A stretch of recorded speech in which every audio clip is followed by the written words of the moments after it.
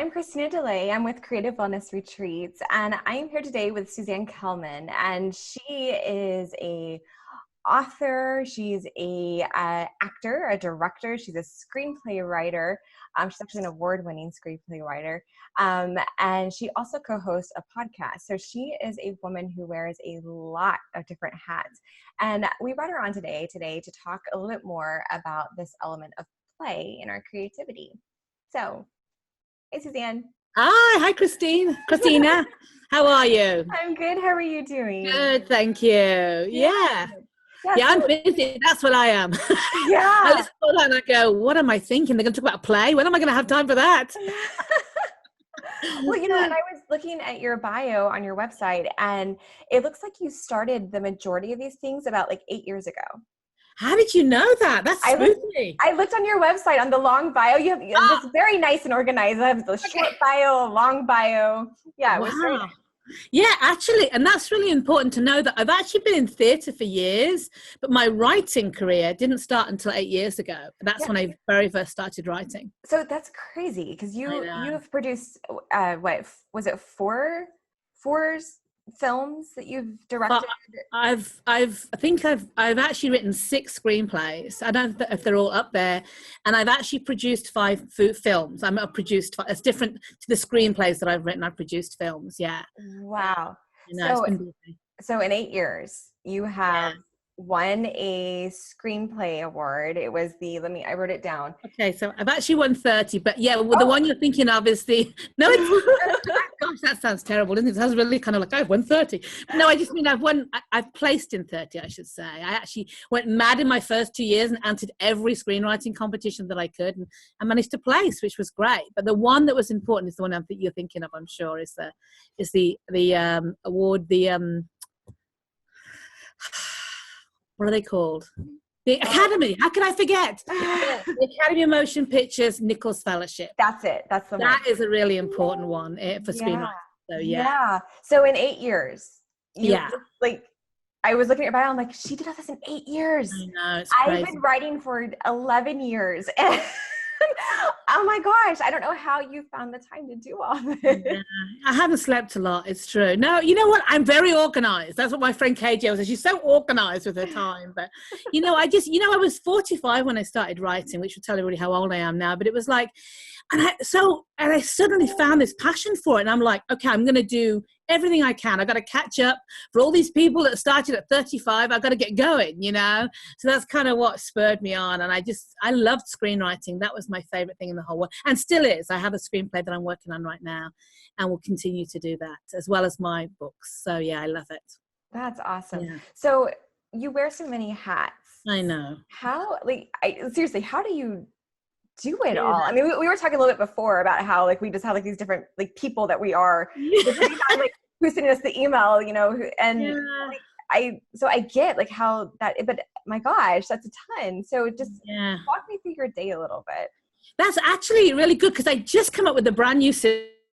So I don't know if it's working right now. That what I do is I break my world up into sections because I'm actually it's actually because I'm a flake. For years and years I wondered why I was a sort of person that used to like to go from one thing to another, and now it actually works in my favor because today, I'll give you an example of today then. So today I have a historical fiction book that is going to the publishers this week. I mean, we just finished, my agent and I just going, it's got Matthew and I, my husband and I counted, it went back and forward 9 times. This is just with the agent, 9 times back and forward. And I was like, because now I just say, the book is finished for now. Because I've stopped saying it's finished because there's no finished. No, they're never finished. It's never finished. Ever. So this is that hopefully, I mean, it'll go to the agent now. If we think it needs a little bit of an edit, it'll go back to my editor one more time. Then that's just to pitch it. That's before they even say yes. So I've been working on that this morning. And then, I don't know if can you see my board behind me? I can swing it around a little bit here. You see the board back here? Wow. So this is the book that I'm working on right now. This is the one I'm actually writing. I'm about 40,000 words in. So the editing, I've already written the word. It's already out. So what I do is I do a little bit of editing, and then I've actually been doing something called rev.com. Have you heard of that? No, I haven't. So it takes a little while to get used to, but you speak into your iPhone or your iPad, and then it sends you the transcripts back. There's a person that transcribes it. And so you can do, 1,500 words, 2,000 words in about half an hour. We can talk much faster than we can type. So I'm transcribing this one, and then that comes in and goes into a file ready for me that's what I call my first draft.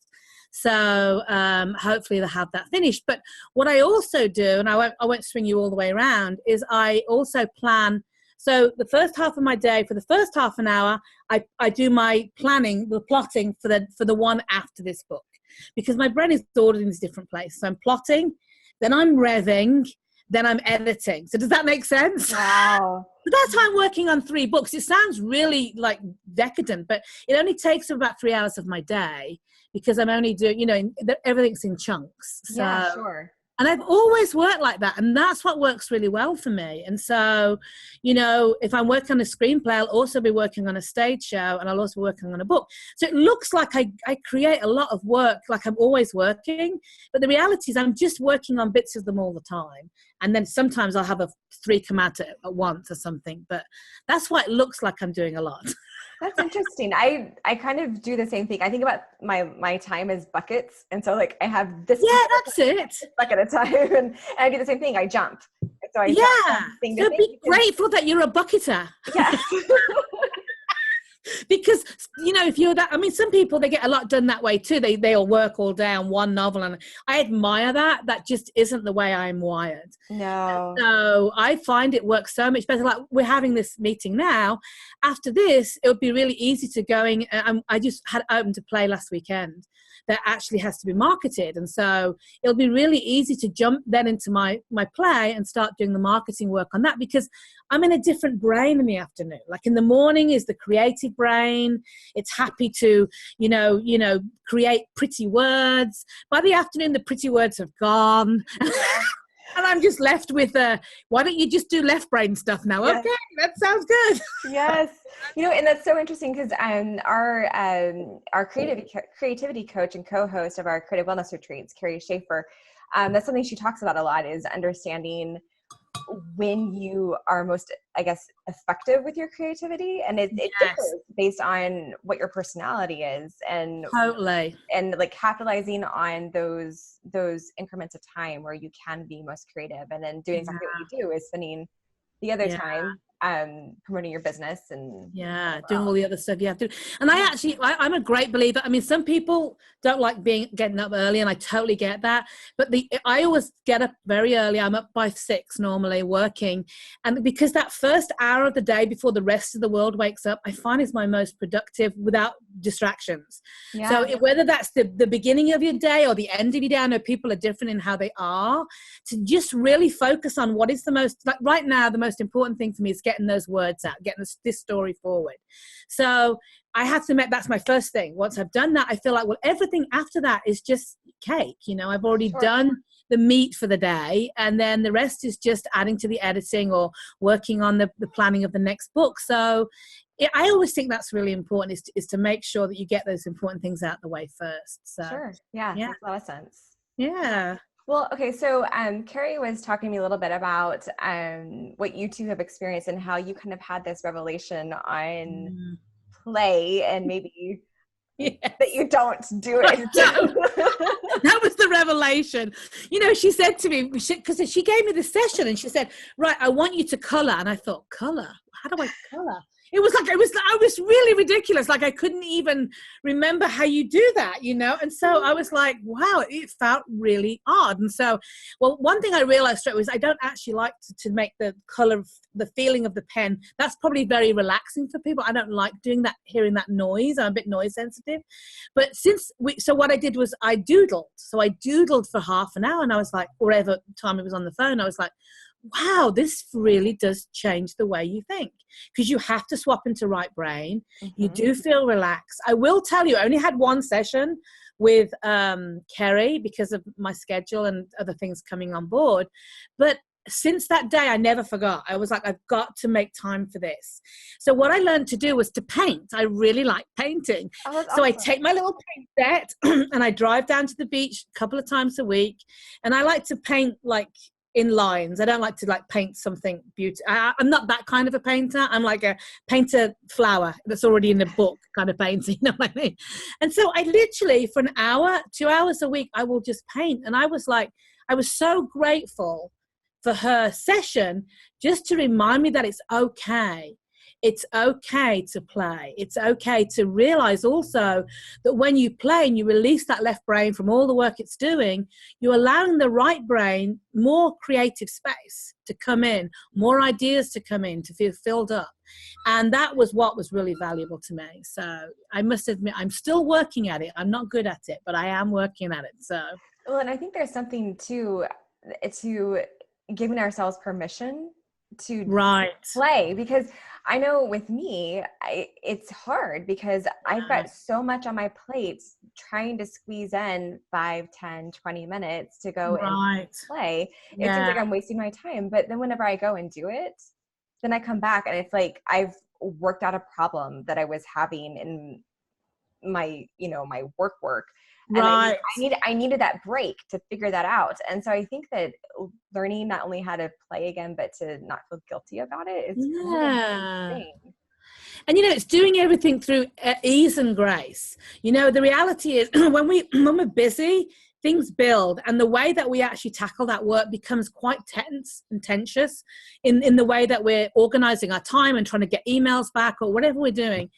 Once the minute that you let go and you allow ease and grace to come in, then it becomes really clear what's important. Like you wouldn't believe, I often walk about 10 o'clock in the day and I've got my to-do list, and I'm walking. We have beautiful land here. I have 7 acres. So I'm walking the land, and like all of a sudden something completely out of the blue will rise to the surface that I know is important. Like, it's your friend's birthday. You need to go write a card, put it in the and that isn't anywhere near my to-do list. Oh, sure. But I also feel really satisfied knowing, if I hadn't have taken the time to disconnect, if I hadn't have taken the time to be in nature, to relax, to play, do whatever that is, then you don't get the time to really let that bubble up, because that's the quiet voice in us. The thing that we really want to do is the quiet voice in us. It doesn't get out very often, because our left brain's very bossy. Yes. Oh my gosh, that is so true. I just had like a moment, like, she's right. It's the quiet voice. It's the quiet voice. And if we're not quiet ourselves, we can't hear it. Yeah, exactly. Yeah.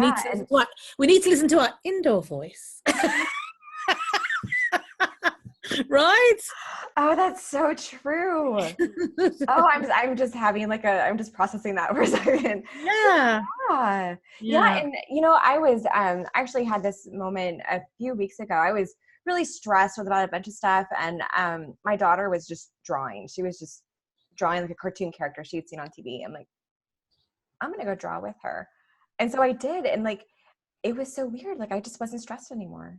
And I still had all the stuff that was stressing me out to deal with. Just the act of just free drawing. It unblocked me somehow. And yeah, there's definitely a need. And so I think what you guys are doing is fabulous. I think it's going to be wonderful. And are you hoping to attract lots of burnt out people who need to relax? Yeah, just all creative.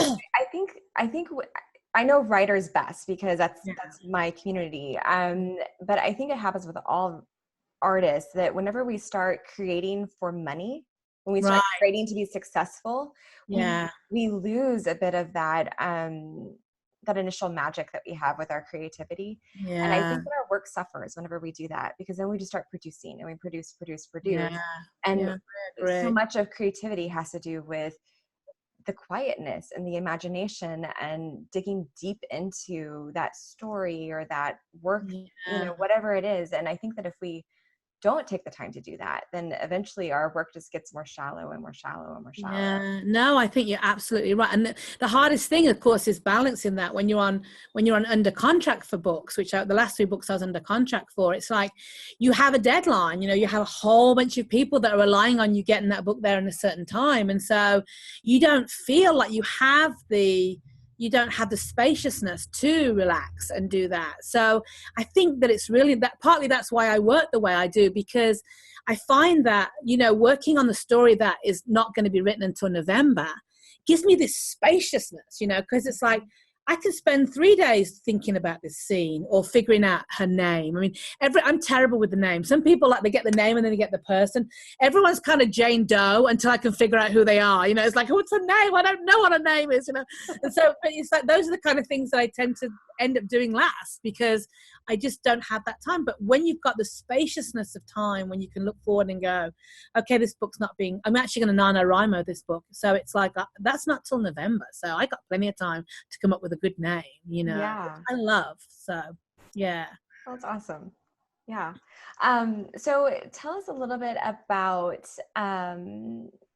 your experience, I guess, with not playing. So you talked to us about how Carrie showed you, kind of guided you into drawing, So before that, was there a difference? Can you tell a big difference, I guess, in your work now versus your work before you? Yeah, because now I plan for that.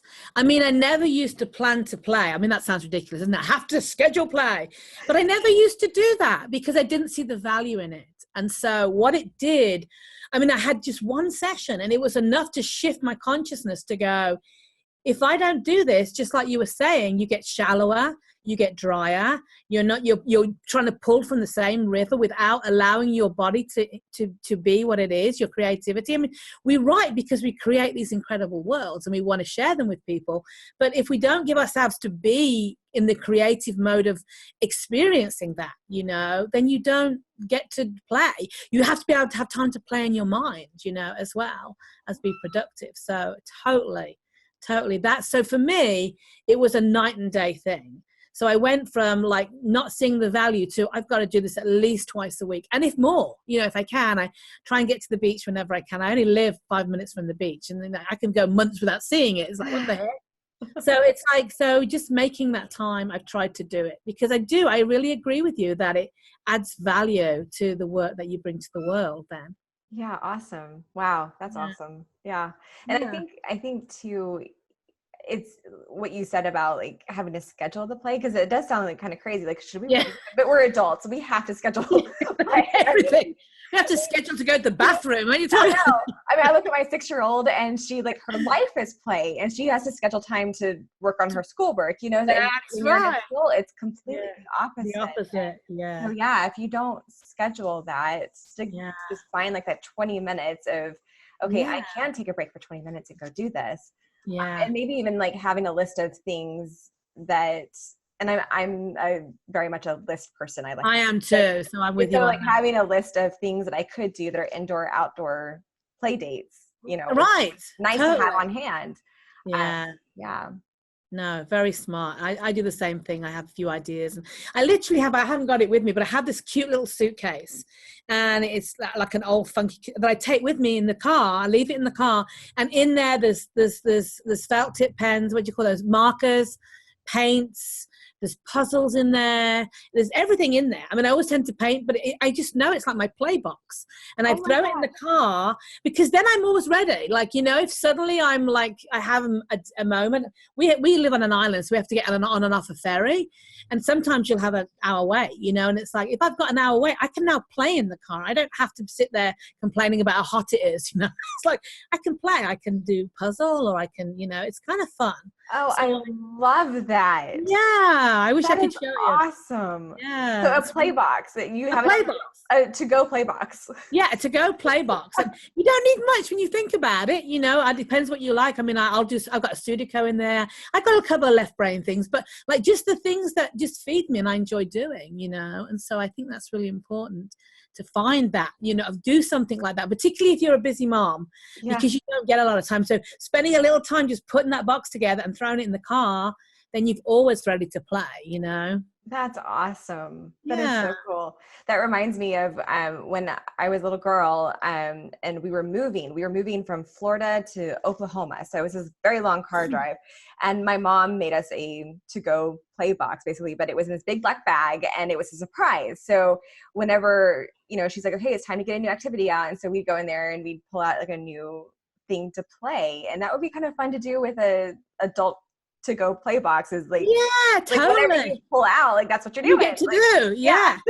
I actually used to have a fairy sticker book in there, which I used them all up. It was so fun getting the stickers out and putting them on the fairy world, like a sticker book. It was so fun. I loved it. That's awesome. I always want to buy all the stickers in the store, and I'm like, I can't. Yeah. I'm an adult. I'm like, yes, I can. I'm doing it. Yeah. Yes, I can. I was the oldest child, which never helped because there was 4 of them below me. So I was always playing with children. I was never really allowed to play. And so I think that's part of the problem is if you don't, like when I was younger, I was always having to keep them occupied. So I think I didn't learn it as well as a kid, as some people do, So yeah, that makes sense. The new thing for me. Yeah. That's awesome. Well, okay. So tell us a little bit about what you've got going on. If you've got any books coming out where our viewers can find you to follow up.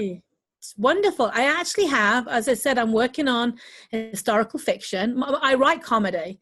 That's my main, I don't know. That's when I call myself a storyteller, I stopped trying to pigeonhole myself because every time I tell people I write comedy, then I'd want to write something really serious. I was like, no, how do I do this? So I'm just a storyteller. And when the stories come, I write them. They're in different genres. This is the way it goes. But right now I have a 3-book series, which is set here on Whidbey Island. It's a comedy book series. The first one's called The Rejected Writers Book Club.